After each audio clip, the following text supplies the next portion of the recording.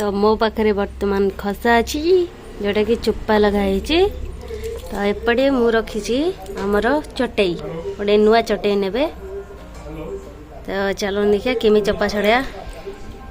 थोड़ा सा आनी बास एमती रखिए। तापर एक धीरे धीरे धीरे धीरे धीरे धीरे देखी पारे चोपा केमती हल्का हल्का छाड़ी जाऊँगी देखी पारे। बास तो ये हो गला। एबे देखंतु चोपा सब छाड़ी गलानी। एबे आमे ताकू आउ टिके भलसे घसी दबा। तो देखी पारे तो मु आपन को डिफरेंस देखिए दउची। ये होची चोपा लगा तो ये होची छड़ा देखी पारे।